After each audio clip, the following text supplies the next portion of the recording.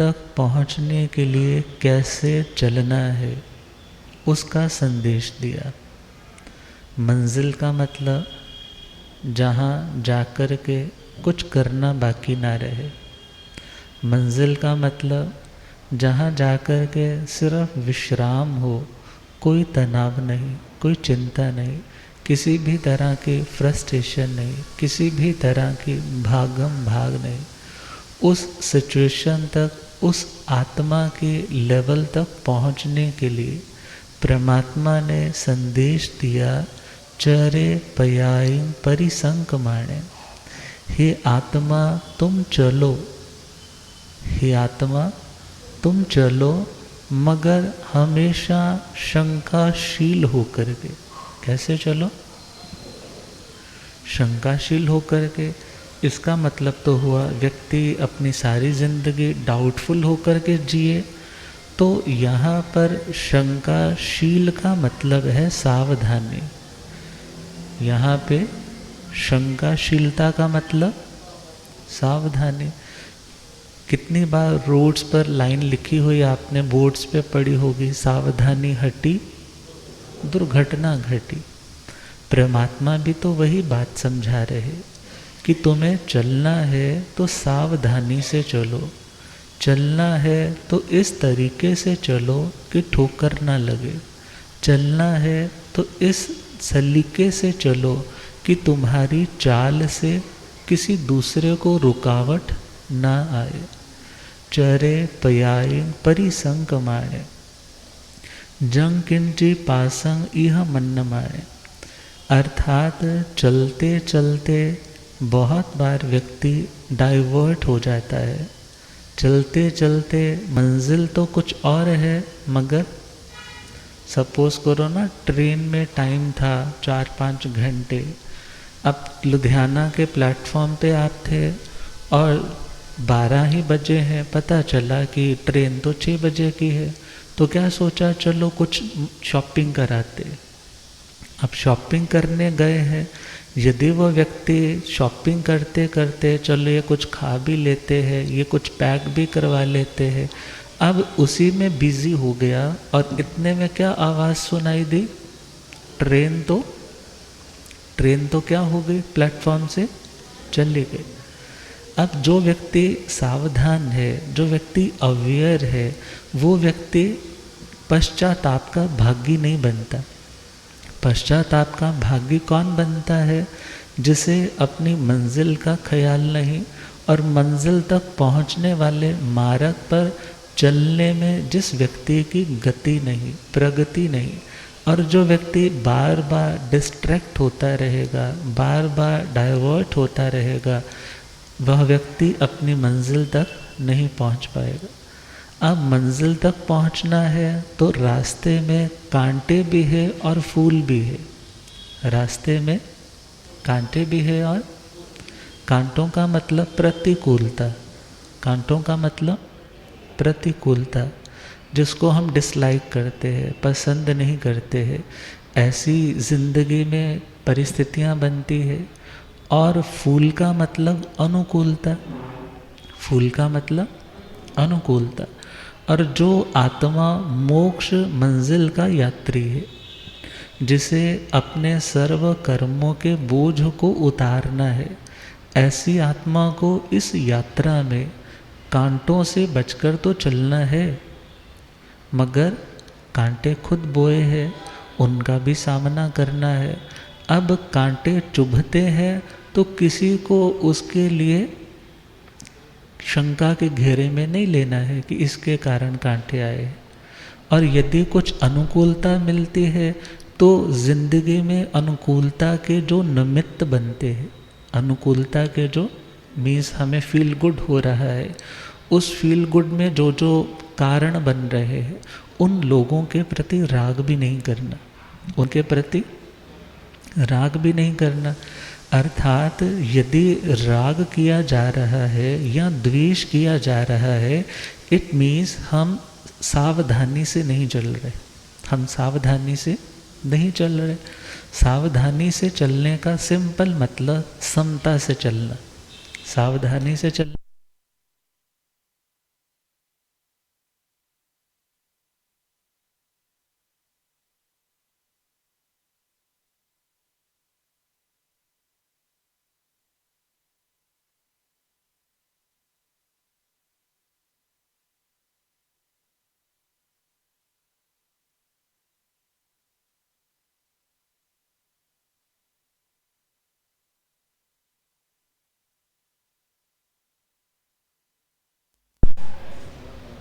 हाँ हाँ। हम्म, हाँ, तो हम बात कर रहे हैं अंदर आए कर्म आ रहा है जा रहा है। चलो एनीवेज, तो सावधानी से चलने का मतलब है समता से चलना। सावधानी से मतलब समता से। समता से चलने का मतलब, समता से चलने का मतलब मार्ग विषम हो सकता है, रास्ता उबड़ खाबड़ ऊंचा नीचा हो सकता है, परिस्थिति कभी मन के अनुकूल कभी मन के प्रतिकूल हो सकती है, मगर हर सिचुएशन में अपनी मनस्थिति को, अपनी मनस्थिति को क्या रखना, सम रखना। सम रखने का मतलब जैसी समता, जैसा ज्ञाता दृष्टा भाव अरिहंत आत्माओं में है, सिद्ध आत्माओं में है, अर्थात वो हर परिस्थिति को ऑब्जर्व करती है, मगर किसी परिस्थिति के प्रति पैरों पर कोई चंदन का लेप लगाए तो उसके प्रति कोई अपनापन नहीं, और पैर पर कोई अग्नि जला करके अंगीठी बना करके खीर पकाए तो उसके प्रति कोई रोष नहीं। अब वैसी जब दृष्टि का विकास होता है, जब उन आत्माओं की दृष्टिकोण के अकॉर्डिंगली हमारा भी व्यू पॉइंट बनने लग जाता है, तब हम अपनी समता को मेंटेन कर पाते हैं। परिस्थिति हमेशा सेम नहीं होगी। क्यों? क्योंकि अभी हम कर्मों के साथ है। अभी हम किसके साथ है? कर्मों के साथ है। कभी ज़िंदगी में खुशी के शॉट्स आएंगे और कभी एकदम ब्लैकआउट हो जाएगा, लगेगा कि अब जीकर क्या करें, कोई रास्ता ही नहीं है, कोई अपना ही नहीं है, अपने ही चलते जा रहे हैं। अब हर परिस्थिति आत्मा को समझा रही है, कर्म सामने आ रहे हैं, मगर तुम्हें समता बना के रखनी। क्या बना कर रखनी है? समता बना कर के रखोगे तो वो समय भी आएगा जब तुम्हें सब कुछ सम लगने लग जाएगा, जब तुम हर परिस्थिति में खुद को स्टेबल रख पाओगे। तो परमात्मा का संदेश है, यदि तुम स्टेबिलिटी चाहते हो, स्टेबिलिटी नहीं चाहते तो ऐसे व्यक्ति के लिए संदेश नहीं है। ये संदेश कौन से व्यक्ति के लिए है? जो क्या चाहता है? मुझे स्टेबिलिटी मिले, शांति मिले, मैं बैलेंस्ड लाइफ जी सकूं। तो परमात्मा कह रहे हैं, चरे पयायिंग परिसंकमाणे, शंकाशील होकर, सावधान होकर, कहीं किसी कर्म का बंध ना हो जाए, कहीं मेरी आत्मा स्वभाव से विभाव में ना चली जाए। इस बात के लिए हमेशा अलर्ट मोड पे रहना, इस बात के लिए हमेशा अलर्ट मोड पे रहना। अब 4 लोग आज प्रेज कर भी रहे हैं ना, तो उस टाइम भी ये नहीं है कि उसके प्रति राग करने लग जाओ। उस टाइम भगवान की बात को याद करना है कि मेरे को इनके प्रति भी राग नहीं करना, क्योंकि राग मतलब तुम उस व्यक्ति से अटैच हो रहे हो, तुम उस व्यक्ति के प्रति खुद को समर्पित कर रहे हो। तुम उस व्यक्ति से अब अपेक्षाओं का एक लंबा सा सौदा करने जा रहे हो कि वो मेरी इस अपेक्षा पे खरा उतरेगा, इसने आज मेरे को अप्रिशिएट किया, आज अनुकूलता दी, ये आगे भी ऐसे करता रहेगा। मगर हमेशा कोई एक व्यक्ति आपके लिए हमेशा खुशियाँ लाता है, ऐसा कभी नहीं होता। तो भगवान कह रहे हैं, अनुकूलता आए तो भी सम, प्रतिकूलता आए तो भी सम, कर्म का बंध ना हो जाए, मेरी आत्मा राग और द्वेष में ना चली जाए। राग में जाने का मतलब, राग में जाने का मतलब, राग में जब जाती है ये आत्मा, तब या तो ये छल करती है या लोभ करती है। जब किसी के प्रति राग होता है ना, तो हम 2 चीज़ें करते हैं। कौन सी? पहला छल और दूसरा लोभ। अब अपनी ही इमेज से हमें बहुत प्यार है कि मैं अच्छा हूँ, लोग मुझे अच्छा कहते हैं। अब अपने से कोई गलती कमिट हो जाए तो हम उसको छुपाते हैं। क्यों? क्योंकि हमें अपनी इमेज से प्यार है, लगाव है। अब जिससे हमें लगाव है, सपोज़ करो ना तुम्हें किसी से बहुत लगाव है और तुम्हें किसी ने बताया कि वो व्यक्ति तो ये करता है, ये उसके अंदर कमी है, उस टाइम तुम क्या बोलोगे? नहीं नहीं, तुम्हें गलती लगी होगी। तुम क्यों नहीं स्वीकार करते? क्योंकि तुम्हें उसके प्रति लगाव है। और कल को सपोज 4 लोग तुम्हारे को पूछते भी हैं तो तुम क्या बोलते हैं? भाई मेरे को तो नहीं पता, मेरे को तो। तुम्हारी स्टेटमेंट ऐसे क्यों हुई? क्योंकि तुम्हें उसके प्रति लगाव है। जिसके प्रति लगाव होता है उसके प्रति लोभ होता है। जिसके प्रति लगाव होता है उसके प्रति, कोई वस्तु अच्छी लगती है तो उसे हम पाने की इच्छा करते हैं। कोई वस्तु अच्छी लगती है, दूसरे के अधिकार में है, उसे हम अपने अधिकार में लेने के लिए तड़प उठते हैं। जो अंदर एक तड़प है, जो एक अंदर कसक उठती है, उसी का नाम तो लोभ है।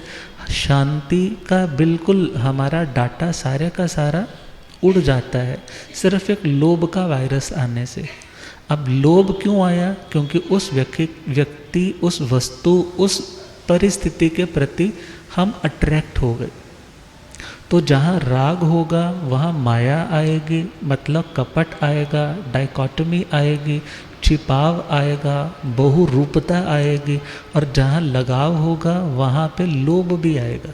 वहाँ पर क्या आएगा? और अब आगे चले द्वेष। गुरुदेव पधारे।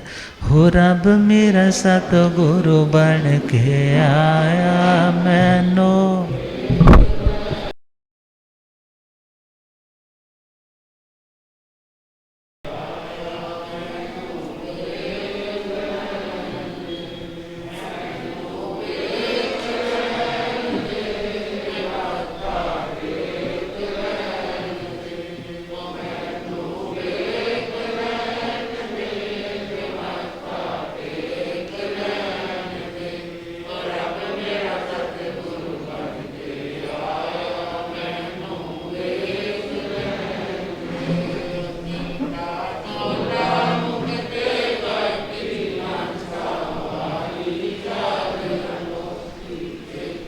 चोला मुक्ते पटे हंसा,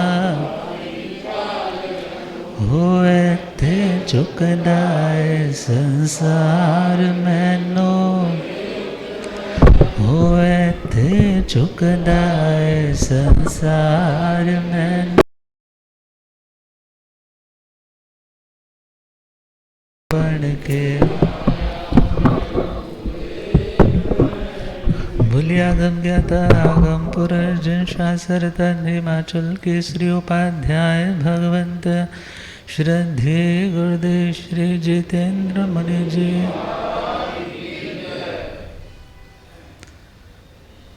तो जहाँ द्वेष होता है, जहाँ क्या आता है? द्वेष कहाँ होता है, नफरत कहाँ होती है? जो वस्तु हमें नापसंद होती है, जो व्यक्ति हमें नापसंद होता है, जिसके साथ हमारी वाइब्स मैच नहीं करती, कभी हमारे किसी निजी स्वार्थ के कारण हमारी उससे वाइब्स मैच नहीं करती। और कई बार हम तो अच्छे हैं मगर उसकी नेगेटिविटी इतनी ज़्यादा है कि हमें वो व्यक्ति सुहाता नहीं है कि वो आपके पास बैठे, आपकी नज़रों के सामने रहे, तुम्हें वो अच्छा नहीं लगता है। मगर परमात्मा कह रहे हैं द्वेष से 2 चीज़ें पैदा होगी। जब अंदर ही अंदर द्वेष की आग लगेगी तब अंदर 2 चीज़ें आएंगी। पहला क्रोध, दूसरा अभिमान। पहला, क्योंकि जिसके प्रति द्वेष है वो हट ही नहीं रहा, वो वही कर रहा है जो तुम्हें अच्छा नहीं लगता। अब उस व्यक्ति पे फिर क्या आएगा? क्रोध आएगा, गुस्सा आएगा।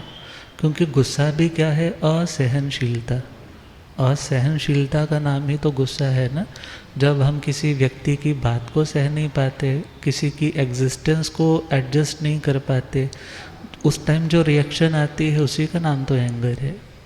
और अभिमान, अभिमान कहाँ दिखाते हैं हम?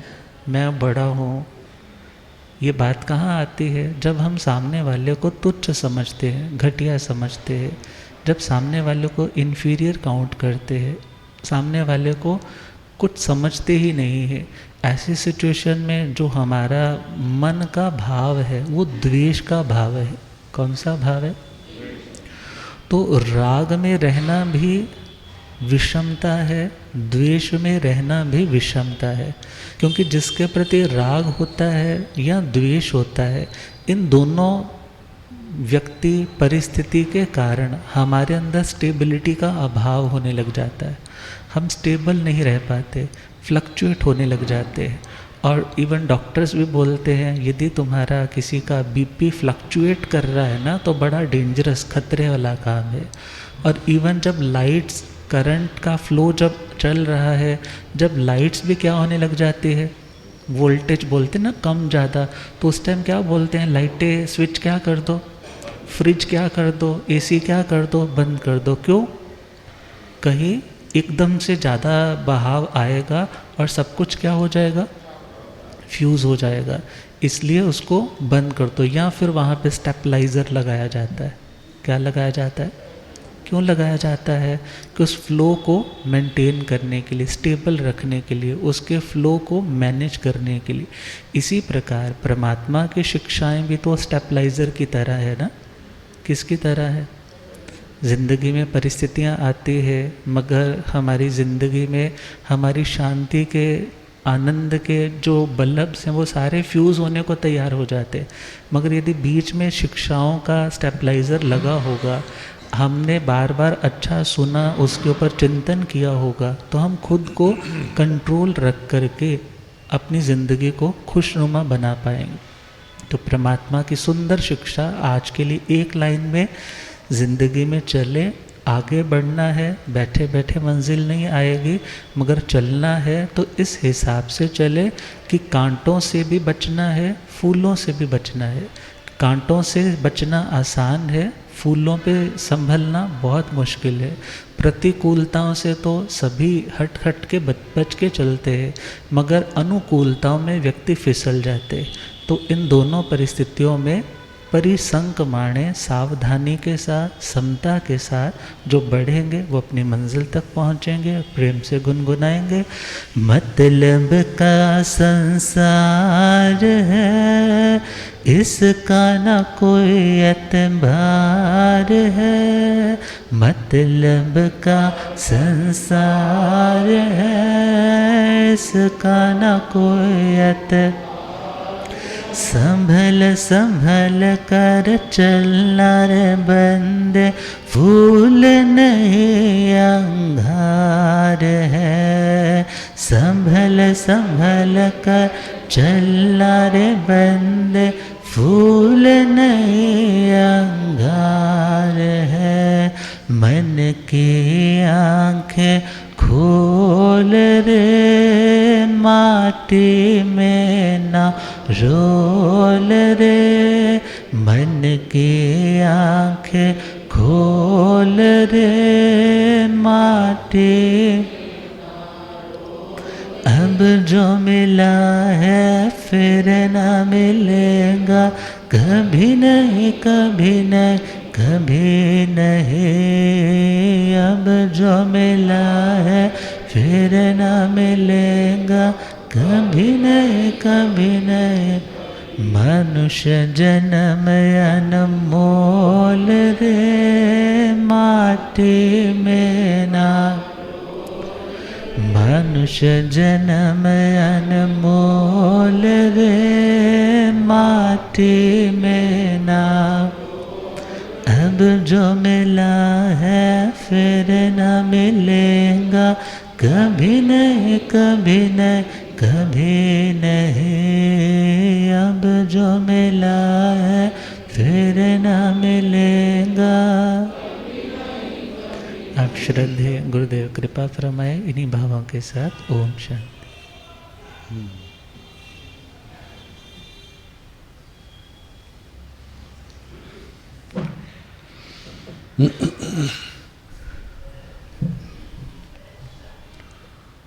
जीर्ण वैण अनुरक्ता, जीर्ण वयण जे करन्ति भावेन, अमला असंकलिठा ते हुंती परित संसारी। बोलिए भगवान महावीर पावन चरित गुरुदेव जी। बंधु मन वच काये भव सागर को तरण में करो हमारी सहाय। जिन शासन जिन वाणी सदा जयवंत हो। श्रवण संग सदा अविचल मंगल हो। मुक्ति को प्राप्त श्रमण भगवान महावीर स्वामी उनकी परम पावन कल्याणी भागवती वाणी वाचक प्रमुख श्री इंद्र भूति गौतम आदि गणधर भगवंत युग प्रधानाचार्य परम पूज्य श्री सुधर्मा स्वामी जी महाराज उनकी परम पावन पाठ परंपरा वर्तमान आचार्य ध्यान योगी परम पूज्य श्री शिव मुनि जी महाराज एवं गुरुजन सबके पावन चरण सरोजों में मेरा अनंत अनंत बार वंदना नमस्कार। उपस्थित धर्म प्रेमी सज्जनों, माताओं तथा बहनों, 9 तत्वों में संबर तत्व और उसके अंदर 12 भावना है। 12वीं भावना धर्म दुर्लभ। धर्म क्या है? दुर्लभ है। कहते हैं ये तो बड़ा सुलभ है, जहाँ देखो धर्म सुनाने वाले बैठे हुए हैं, कोई सुनने वाला होना चाहिए। लेकिन कहाँ पहले तो सुनना ही मुश्किल है, सुनने के बाद समझना मुश्किल है, समझने के बाद आचरण करना और भी मुश्किल है। कहते धर्म कौन करते हैं? धर्म करने वाले कौन है? जिसको जा तो समझ आ गई, जिसको समझ आ गई, संसार की समझ भी आ गई, आत्मा की भी, परमात्मा की भी, पुण्य पाप की, ये सारी समझ आ गई।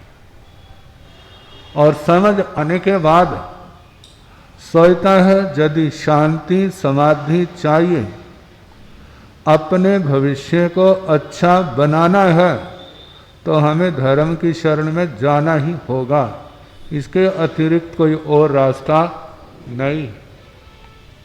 जिस भी आत्मा ने अपने जीवन को क्लेशों से मुक्त किया है, तो उसने धर्म का ही सहारा लिया। एक तो जे जिनको समझ आ गई, दूसरे वे जो धर्म के रास्ते पर चलना तो नहीं चाहते, लेकिन दुख उनको चलाते हैं। क्या करते हैं? दुख मुसीबतें। किसी का मन तो नहीं करता धर्म स्थान में जाने का, लेकिन मुसीबत आ गई, कोई रास्ता नहीं दिखाई दे रहा।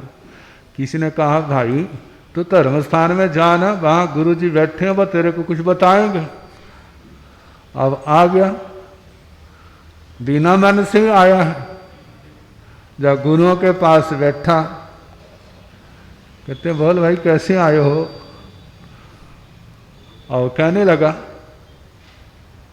और गुरु जी क्या कहते हैं कि भाई इनसे अपने आप को बचाना है तो धर्म ही रास्ता है, बचना है तो धर्म करो, नहीं तेरी मर्जी।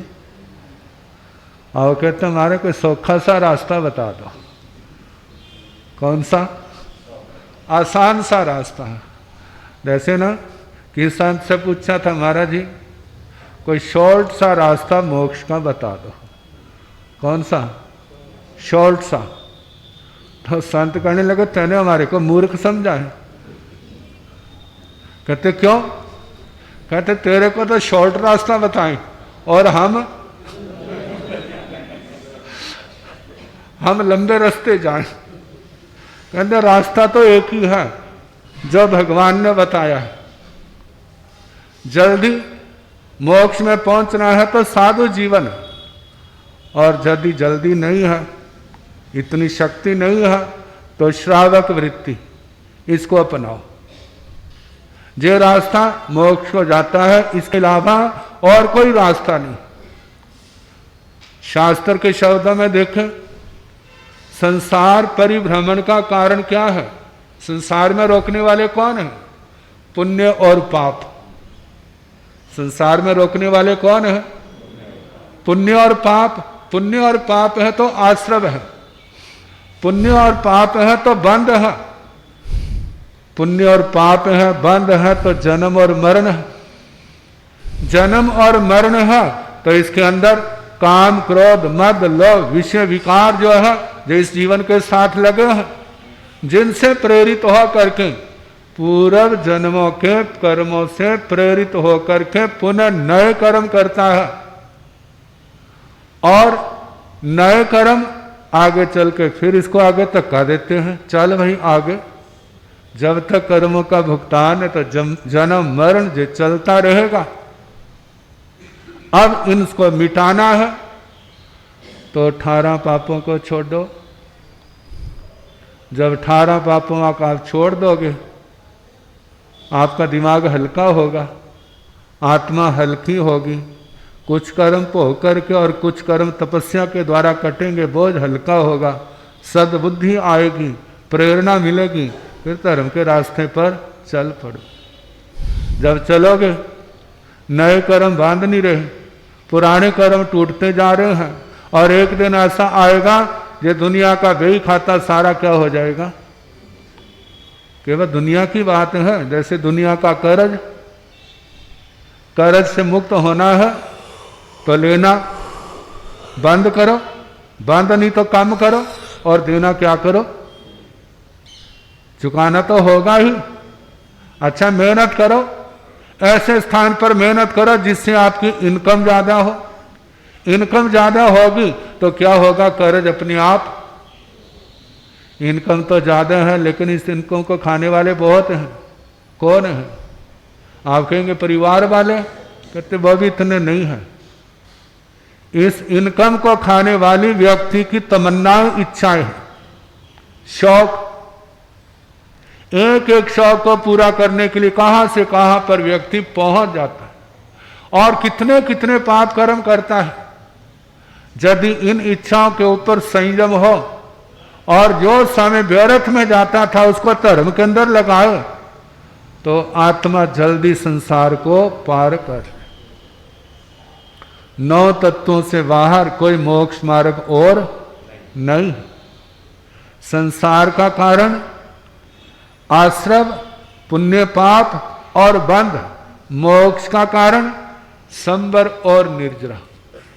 संवर के द्वारा आने वाले कर्मों को रोका जाता है, और निर्जरा के द्वारा, तपस्या के द्वारा आए हुए कर्मों को झाड़ू फेरा जाता है, उनको दूर किया जाता है।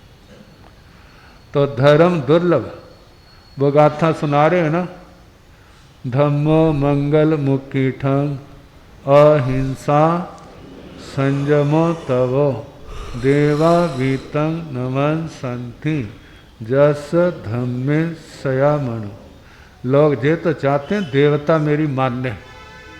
क्या चाहते हैं? कहाँ तो दुनिया देवताओं की पूजा करती है, और मन के अंदर क्या, देवता मेरे को मान्य। कहते हैं आपके कोई नौकर थोड़े लगे हुए होना, कुछ तुम्हारा कर्ज थोड़ा देना जो तुम्हारे को मान्य। लेकिन आचार्य श्री सुधर्मा स्वामी जी फरमा रहे हैं उसको देवता भी नमस्कार करते हैं। किसको?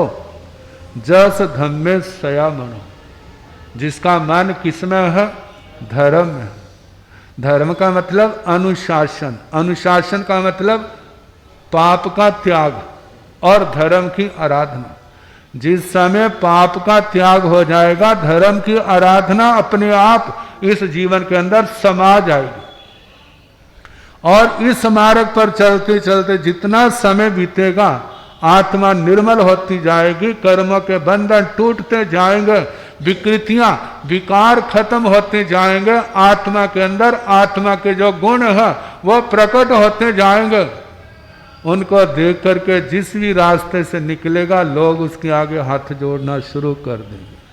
कहते धन है इसको जो काम आज तक हम नहीं कर सके, इसने क्या कर लिया, इसने वो काम कर लिया।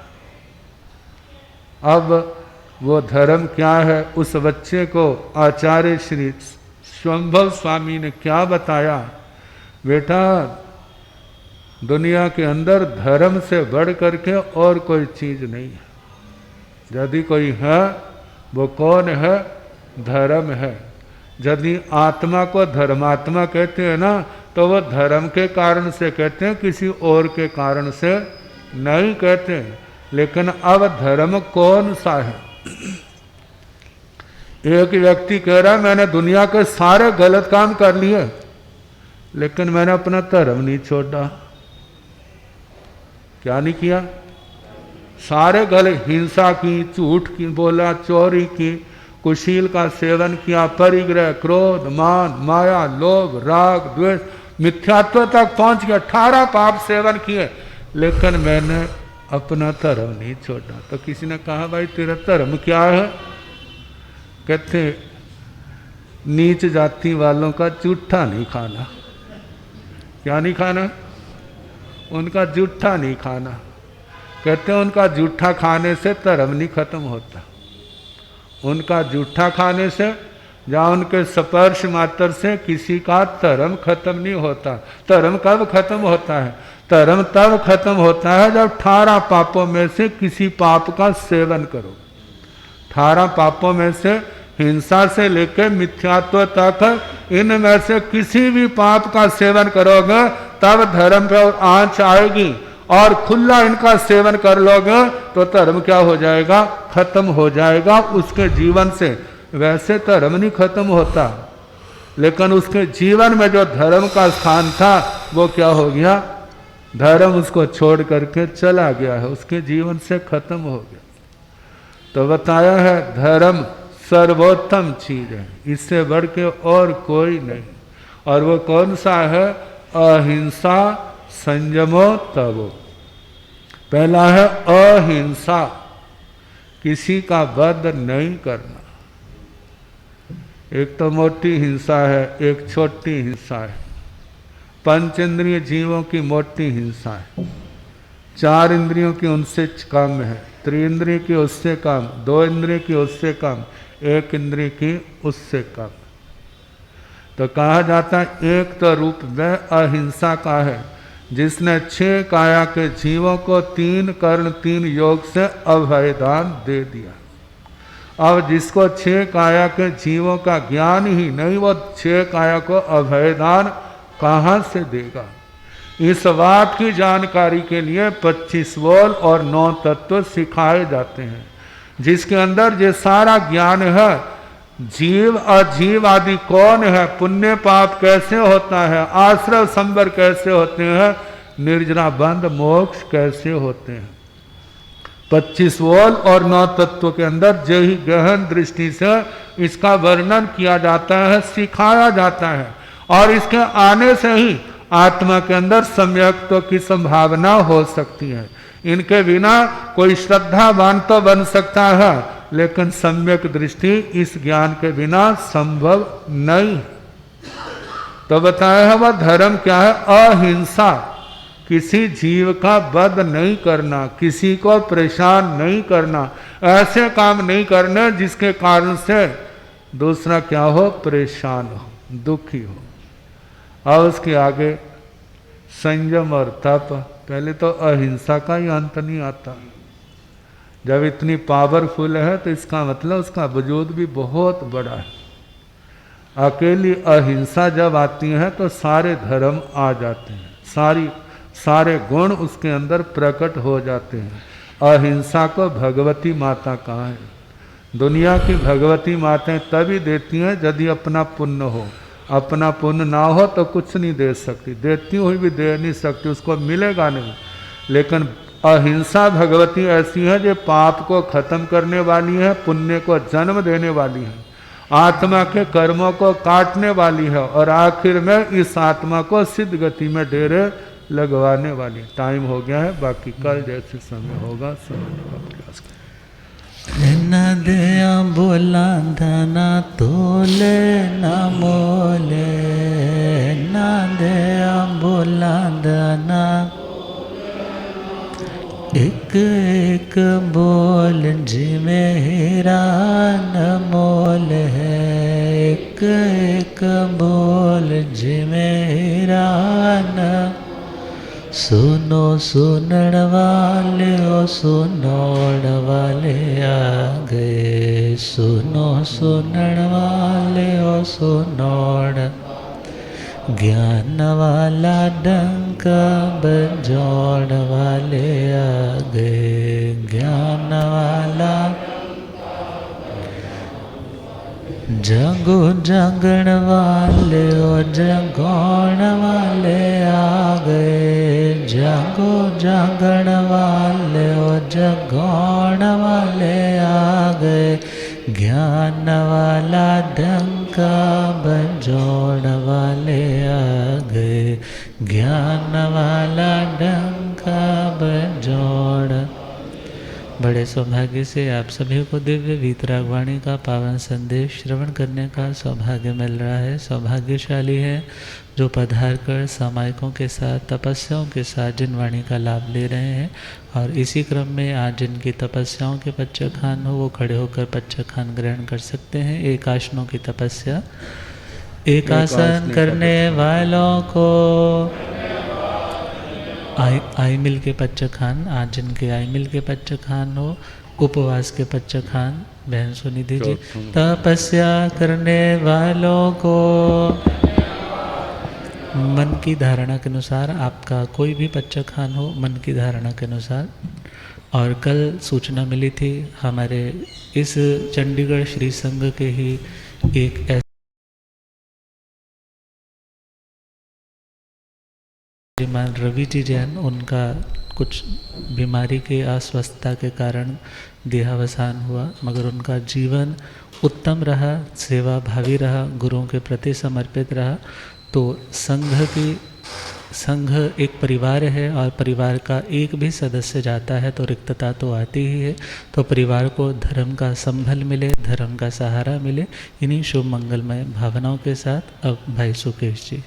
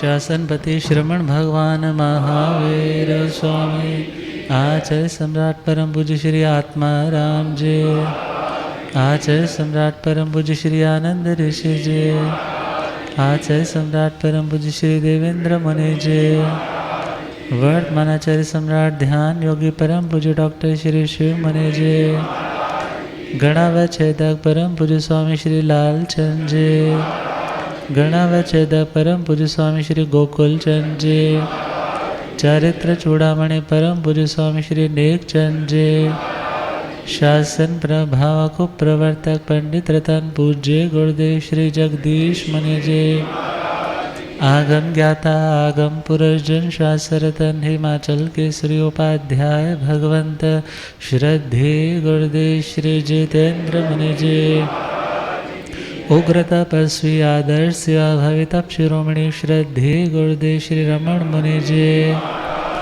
जैन धर्म के सभी साधु साधुओं की